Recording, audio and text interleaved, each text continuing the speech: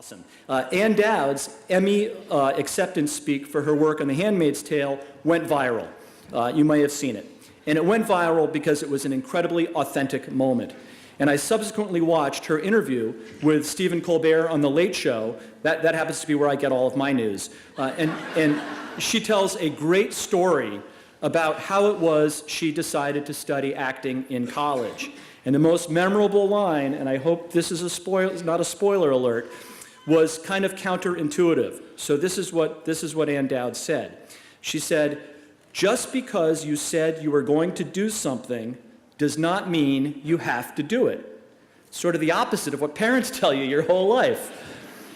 Ann Dowd has done a lot of acting since graduating from Williston and then going on to Holy Cross before receiving her MFA from DePaul University's Goodman School of Drama.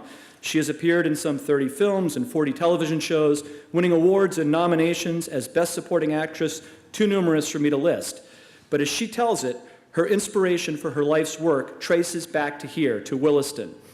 And sitting in the audience today are retired faculty members, Mr. and Mrs. Ellis Baker, and they came here to see her give this address. And I want you seniors to think about that as you think about the teachers you're saying goodbye to. Someday you may have that same desire to return, to hear them. They may come return to see you when you give such an address down the road in the future. So please join me in offering a warm Williston welcome to class of 1974 alum Ann Dowd.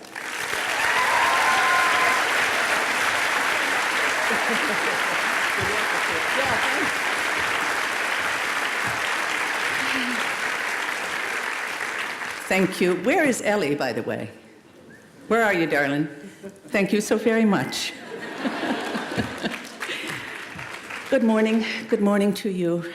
It is a tremendous pleasure and privilege to be here amongst you on this very, very special day and this very significant day in your lives.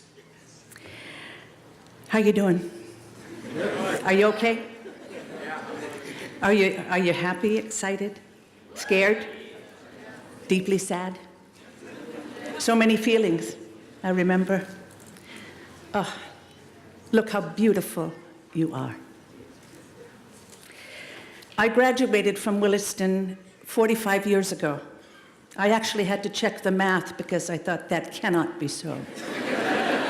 It is in fact true, which could make me very, very old compared to you. I thought, how can I serve them today? What can I say that will be of meaning, that will resonate? I do believe that there are fundamental principles that stood the test of time, and they hold across generations. So shall we begin, you and I? Feel free to join in. Feel free to have an opinion. It's your day. All right, I came to Williston as a junior. I can tell you without equivocation that my 2 years at Williston were the finest years of my education. That includes 4 years of college and 3 years of an MFA program as an actor. The why of that fact is the point of my story today. It is a cautionary tale. Listen and take in what makes sense to you. I believe it has a happy ending. Prior to Williston, I was educated at a Catholic school. And when we hit junior high and school got tough, I just checked out. I thought, I don't know if I can do this. And for whatever reason, I decided to try to be popular and get in trouble and be rude to adults and skip class, you know, all the things that make life successful, not. And suddenly the school closed, and we had to find a new place to go. And I stepped foot on this campus, and I said, this is it. This is where my life will begin again, and I will start over, and no one will know of my checkered past. I sat in on some classes, and I couldn't believe, first of all, they were so small, and the students were smart and independent, and the teachers were interested in alternative ideas. And you could say what you wanted and have a new idea of your own. And I thought, okay, I'm in. I want this. There are 3 things that happened to me here that changed my life. forever. The first is I realized I want to learn. I don't want to be afraid of it. I want to step up to the challenge. And I thought, I haven't studied in about 4 years. Let's give it a shot, see what happens. I'm not kidding you. My goal was to be a surgeon. I wanted to go to medical school. And I said, so you better get your act together, Missy. And the second thing that happened here was that I fell completely in love with acting and with the theater. And that is in large part because of two people. One is Ellis Baker, who is here today, and his beautiful wife, Barbara. I wish you had had the privilege of being taught by them, because he is astonishing as a teacher, director, head of the theater. He was a wonderful human being. He had kindness, and he took time. And because the school is what it is here, I got to know his children, Lisa and Carrie and Adam and Ben. Mr. Baker had a tremendous effect on me. And I was invited into a place that was about freedom and make-believe and change and nerves and straight-out fun. The days of rehearsal here, the performances, sitting on the steps outside of Williston Theater, were like a ticket to heaven. I thought, how is this possible? This is life. It did not occur to me that you can choose what you love as your course of study. The third thing that happened to me, I came running home in my senior year to tell my family that I had gotten the role of Adelaide in Guys and Dolls. Beside myself. Mr. Gregory, also a phenomenal teacher here, came and found me hiding in the woman's bathroom. I was afraid to get the news whether I had it or I didn't, and he found me in there. Wasn't that nice? And he told me I had the role, so I went flying home. And I burst into the living room, and my mother was crying. My beautiful mother is here. Thank you, Mama.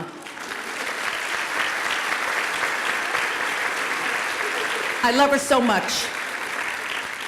And she was crying. She doesn't cry often, and my sister was crying. I said, what is it? She said, well, your father has between 2 and 5 years to live. I went upstairs and I cried, and I got a rose. I went and bought one.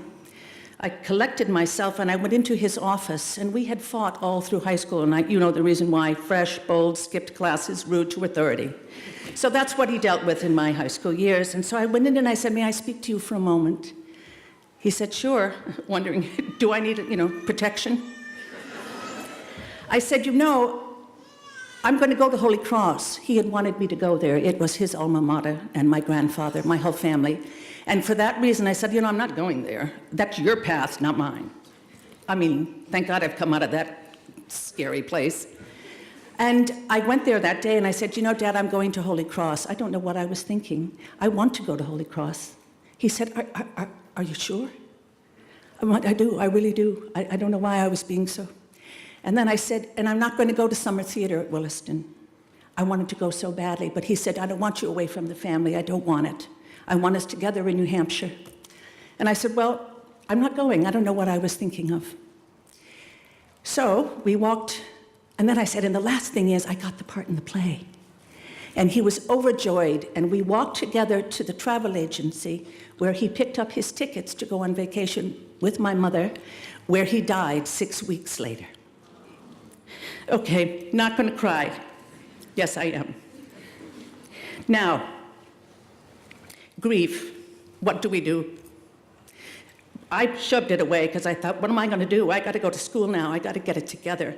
I got to prove to him that I meant what I said, that I'm going to be a surgeon, that I'm going to be in pre-med, and I'm going to do it. I promise you. Okay, not to scare you, I'm sure there are some pre-med students. Very good. I'll give you my phone number. We can chat anytime you want. Let me just say this, it's not for the faint of heart. The first class, they say, look around you, because in a couple of weeks, 6 weeks' time, there'll be a third of you gone. Thank you, welcome. And then they said, at the end of the semester, half of you will be gone. I should mention that the first thing I did was sign up for an acting class, which should have been a tip. didn't. Okay, so first chemistry test, scared to death. I'm getting ready to go, and I lose my contact lens. And I panic, and I literally run to the teacher, and the whole class is there. I said, I've lost my, I don't know what to do. She said, oh, can you try? I said, well, I can't see, really. could be important. And so she said, well, listen, you can take the makeup test. It's going to be significantly harder, and you will likely not pass it. But I'm just going to tell you that's your option. I said, okay, thank you very much. So I thought, well, what am I going to do? I'm going to take the makeup test. This is the way it is. So I came 2 days later and sat down to the test, and something came over me, which is called, who cares? Because I'm going to flunk. There are no expectations here. Darlings, I had the time of my life. I didn't recognize any of the questions. Oh, wait for that one. You know, you've studied, and then they want you to extrapolate. So you know this, because I taught it to you, but do you know what I haven't taught you yet? It's that kind of a thing. No pressure. So I sat there and I thought, well, come on now, you know a little chemistry, you studied a little bit here, let's see what we can do. And I said, well, if this is true, I suppose that's true. And if that is true, why wouldn't it lead to this? So that's how I did the test. Handed it in, ready to take chemistry all over again. It's a big F coming my way. She called me in 2 days later and she said, I need to ask you a few questions. I said, certainly. Thinking, what? I mean, okay, I flunked, you know. She said, how did you get these answers? They are correct.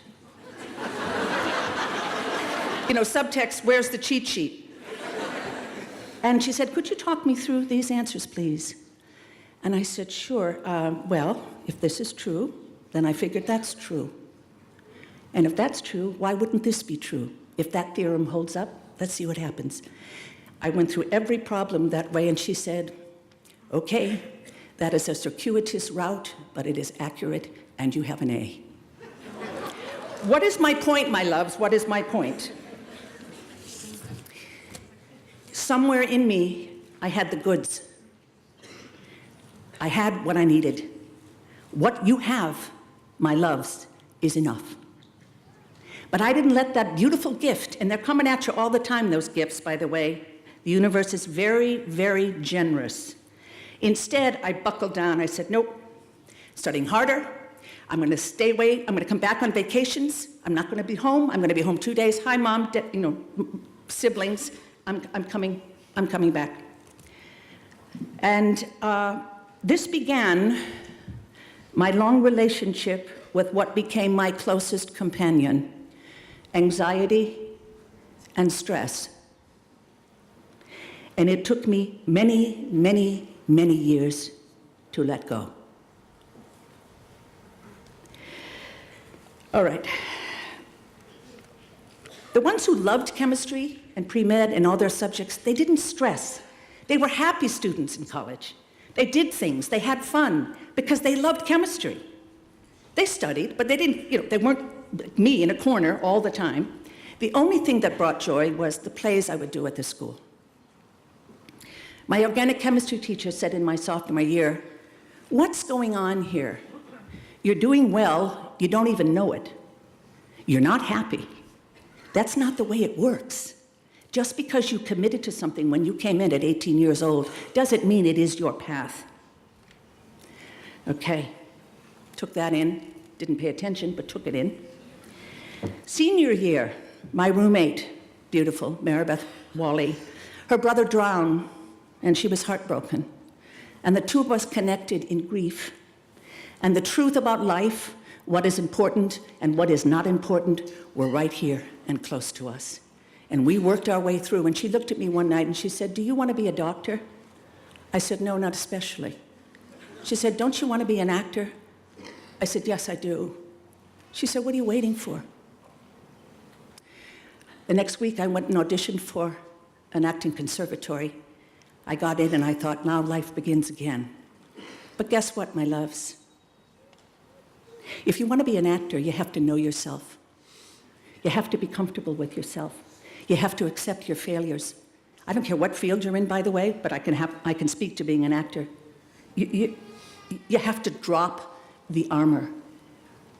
Drop it every day, a little bit at a time. But I approached it like chemistry and physics. I read the text 5 times. I knew all about the history of every single character. I want to know this. I want to know what the character... It doesn't work that way. Acting is a relationship. It's like a friendship.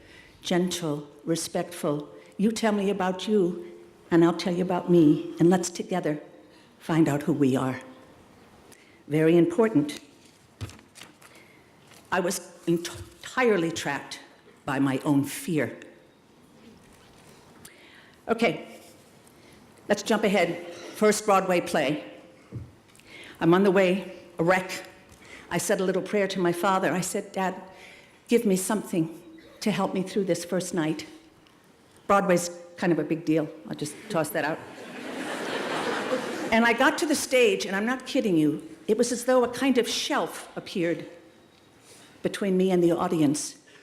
All fear dissipated, gone. And what I realized is that we are all connected. Your parents, your faculty, your friends, you are connected. There is no reason for fear. I mean that. Jump ahead to another Broadway play in which I had terrible stage anxiety. And that comes from, by the way, you know what I mean, suppressing anxiety, suppressing depression. And one day I had absolutely nothing to give, nothing. And I thought, I'm desperate, and I laid down and started to meditate. Desperation for 20 minutes a day, and suddenly, the present moment began to appear. There would be times when I'd be walking down the street and suddenly become present, and I thought, what's happening here? Is this an amusement park? It was so magnificent. Darlings, I'm not pushing meditation, I am pushing present moment, because anything can be accomplished in the present moment. Life is very, very fast for you all. Slow it down. Do your best to slow it down. Okay, so what's the point of all this? What am I saying here? It took me many years to realize that I had abandoned my essential self, which is to say my heart and soul. I had relied entirely on my mind. That's a very tricky thing to do, trust me. It's not a good compass. Whether you believe in God or a higher power or the universe, wherever we came from is bigger than ourselves. And we all come into this world with gifts that we are meant to use. We come in with a guidance system that is truly your own. But you must listen. You must listen. It's yours. It's been given to you as a gift. Pay attention. All right. You know what I think your job is? It's to find your love story, however long it takes you. And by love story, I mean the love you have for the work that you will do. We are all here to use those gifts. There are no strings attached. Keep your love story alive. Nurture it. Treasure it. Take many trips out of your head and into your heart and soul, because that is where freedom lives. That is where lack of judgment lives. That is where love and hope thrive. Very good compass, those. Do not let go of your connection to yourselves. Do not allow anxiety and stress to rule the day for you. Life is not meant to suffocate you. Life is not about walking the plank. Trust yourselves. Listen to your guidance system. It comes from within, and you will all find your way. I hope some of this makes sense to you. It's a very exciting day. All right. Now, you choose your perspective on life, just so you know. It's not things happening to you. They are things happening for you. Everything that happens, you choose how you're going to respond. I remember when I was in Los Angeles, and I had lost tons of weight. I was bone thin, starving and bone thin. I thought, you know what? I'm going to get 1 million jobs. I'm in Hollywood, slim, got the hair done. We're looking good. I could not get a job. And I would come home after each and every audition that I did not get, and I would wail. Literally. And one day, in the middle of a wail, like those sound I just made, that sound, I just went, I said, what are you doing? Literally. And my husband's like, uh-oh, she's gone. I said, what are you doing? Why are you choosing this as a reaction? These disappointments don't mean a darn thing. Your roles that are meant for you are coming. Stop it. You have 2 kids. Your husband's still here. He didn't leave. No, life is good, baby. Don't go down that lane. I never cried again about an audition. I don't mean don't feel disappointment. Feel it. Gotta feel it to heal it. I hate that, but it happens to be true. And then I said to myself, I'm going to change things. You know what I'm going to do? I am going to go into the audition in the future, and I'm going to realize that I have the role in that room. I'm the one doing it. It's mine. So it took away that wanting dynamic. This goes across all fields, by the way. Your interviews next year, the friends you're going to make, whatever's going to happen, you have it in the present moment. It's very powerful, because you're not going in there saying, really, no. You're in there and you're comfortable. You're not arrogant, none of that. You just know. And I would say a little something before I went in, and I would say, please show me, again, to the universe, to God, whomever you look to, and I would say, could you tell me something special about this character that I don't know anything about yet? Just a little sign, would you? It's like a little game between me and the universe. And without exception, a little something would come, a speech pattern, a little twitch. And I thought, oh my goodness, the help is coming from everywhere. Listen, babes, it's there. It's there for you all. Okay, now, stay humble. What does humble mean? I looked in the dictionary. It took me 10 minutes because I forgot how dictionaries work. It's marked by modesty in behavior, attitude, and spirit, not arrogant or prideful. I'll tell you something, the best actors in the world are the humblest, because they know the way into the human heart and soul is through humility. I've worked with a ton of arrogant actors. I don't know what goes on there. I don't know where that ego came from. Part of you wants to say, babe, I know your parents didn't raise you this way, so where is this coming from? But they never get to the core of the character because they're stuck on themselves. Jesus Christ was humble. Gandhi was humble. Martin Luther King was. The Buddha. Einstein, humble. Go there. It's a beautiful, beautiful place to live. Honey, you already know all this, so just forgive me. I'm speaking as a parent. Use your manners.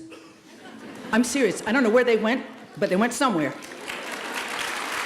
And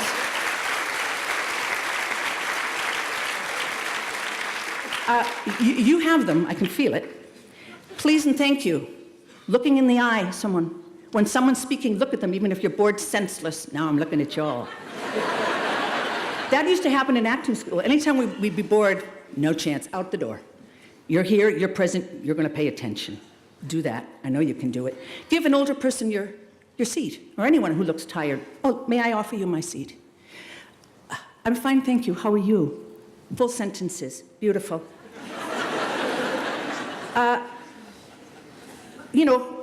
Look people in the eye. We talked about that, right? You're going to try to say goodbye to these faculty members, and I wish you luck on that one. It's brutal. Look them directly in the eye and let the tears flow, because. Yes, this kindness, show it. Look for an opportunity everywhere you go. Keep your eye and your ears peeled for that. There are so many who are suffering. It's just a little thing, but do it every day. And when you're in school next year and you see a classmate who is struggling and they're trying to hide it because they want to man up and get through it, take them aside. I understand. It's okay. Don't worry. Everything will be okay. If you guys are in trouble in college and you get scared and you feel anxious and you feel depressed and you feel overwhelmed, which could happen, reach out. Ask for help. Don't wait. I waited. That's not your friend. Life is safe. Be on time, darlings, And, not just for the respect of others, for self-respect. You know what I'm saying? You'll get in the habit of that. I imagine you already do it already. Okay. Stay grateful for every single day and for all that happens in that given day. The good, the painful, the joys, the triumphs, the despair. All of it, be grateful, because it is all part of the journey. I'm looking at my little sweet one here. Where'd you go? Sorry, shouldn't do that on her graduation day. Terrible. Okay, let the world know in no uncertain terms that you have arrived, and you are ready, and you are willing, and you are on for the adventure. When I got to New York, I didn't have an agent, in fact, nobody was interested. And I said, okay. And I would go in front of the Broadway houses, this is the truth, and I didn't care who saw me, and I put my arms straight out like this. And I would say, right to the theater, hello, I'm happy to be here, thank you for having me. I will be there soon, and I'm not going to be in the audience. I'm going to be on your stage, and I thank you for that. Thank you very much. Like this. And I would go around to the houses. I didn't know what else to do. Announce your arrival to the world. No arrogance. Awareness of the gifts you've been given, and you're going to get the job done. Every class you take, just as simple, I'm here. No other minute's going to be like this one. Okay, when I didn't have work, which was often, and I would start to lose hope, I'd go straight into the bedroom and I'd do every monologue that I knew. And I would look in the mirror and I'd say, I'm an actress, and that's why it's going to go. I don't know how long it's going to take. I will keep the faith, and I'm never giving up, because that is my love story. Don't be afraid, if you haven't found it, to shift. Important. Yes. Find within yourselves the unshakable faith that all will work out. Nurture it. Not false, but the truth about you. Celebrate the small victories, my loves. You pass a quiz, you thought you were going to fail. Hallelujah. It's not your course grade at the end. Who cares? Every little triumph, celebrate it and be grateful for it. If I got a tiny role, I would skip around. Didn't matter to me. 2 lines. Someone said yes. Someone said no, I agree with you. That is your path. Come here. Celebrate them. They will sustain you. All right. Life is long, by the way. It's heartbreakingly short. And you dance on this earth for a short while. But life is long. Take many breaths. It's not a race. All right. Oh, you know what? You know what you have in abundance? You have guts. That comes with youth, by the way. You have guts, and you have a fierce, fierce spirit of I can and I will. Don't you? You have that, don't you, loves? You know you can do it. Take advantage of that, because it diminishes over time. When I look back and someone say to me, you want to do it all again? Are you kidding me? Oh, youth. Heck, youth. Youth is hard. Do you know what I'm saying? Where you're going is a challenge.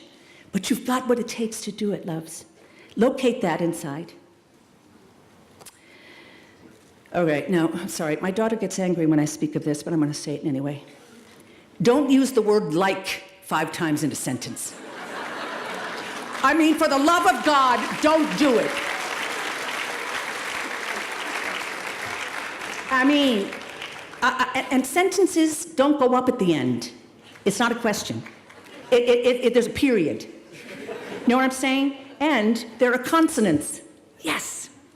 I don't mean you have to be an actor, but I have coached people who've graduated from college, and they're smart, and they're going on to this organization and that organization, and I'm thinking, babe, you don't know how to talk. I have to block out what I'm hearing from you because your pitch is too high, and you're saying like every 3rd word, and you're, And I've literally taken some aside and said, darling, just look at a little voice and speech class. How you speak is very significant. So you're hearing me on that one? Please now, very good. I'm gonna hunt you down if I hear you're doing it. Oh, this is a tricky one too. You got to put down those phones. I'm not joking.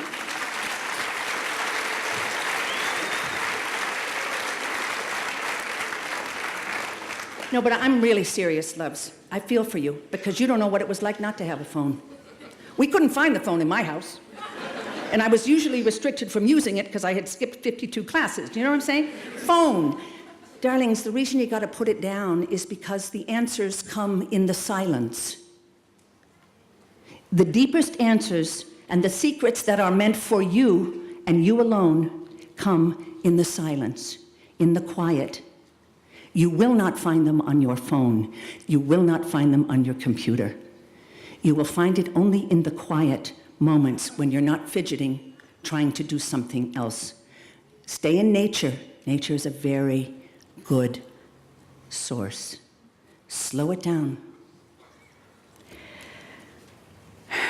I don't know what to say about social media. I really don't. Be careful, please. It can mess with your mind. I'm not on it. First of all, I don't understand it. But when I first heard phrases like me on Facebook, I thought, is this a joke? What do you mean, like me? What's the matter with you? Who raised you? Like me, Guys, I don't know what's going on there, but, easy, okay? I don't want to bore you, but easy on that. Our country has lost its way. The world has lost its way. You must have a point of view about the world in which you live. Do not turn a blind eye. You are responsible too. Stay alert, stay aware, choose your position, and fight for it in every legal way possible. Don't be one of the quiet ones that says somebody else will do it for me. We are in trouble. And you will feel the effects of this as your lives move on. We can do this, but we have to do it together. Please. And you must, at all costs, vote. It is your duty.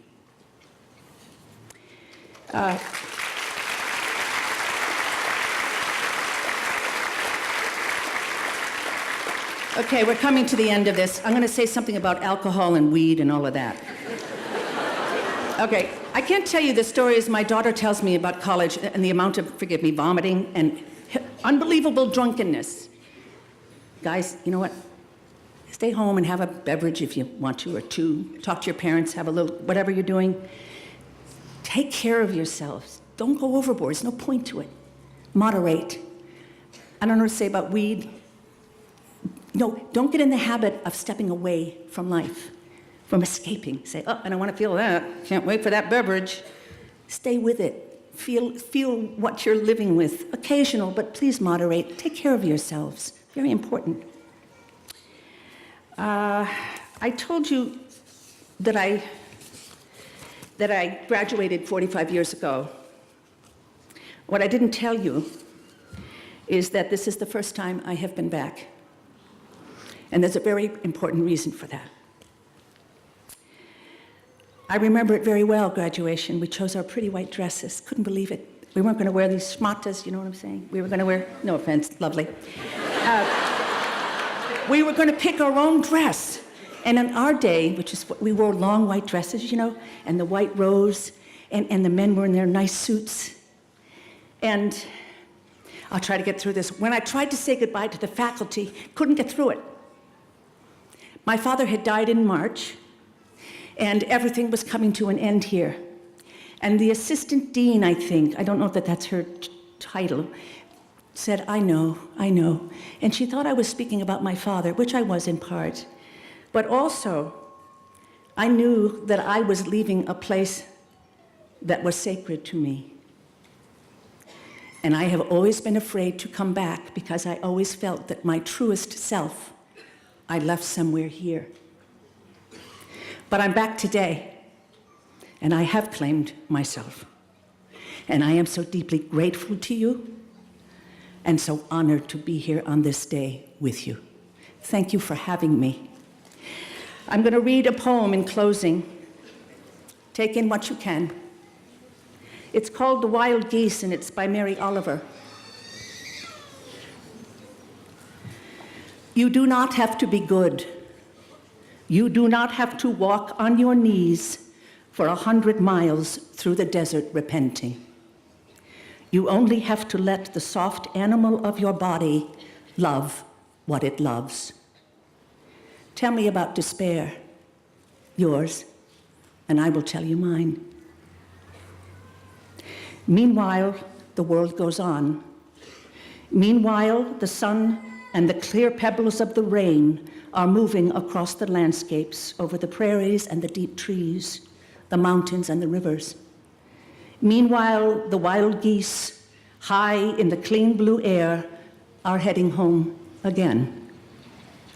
Whoever you are, no matter how lonely, the world offers itself to your imagination, calls to you like the wild geese, harsh and exciting, over and over, announcing your place in the family of things. Congratulations.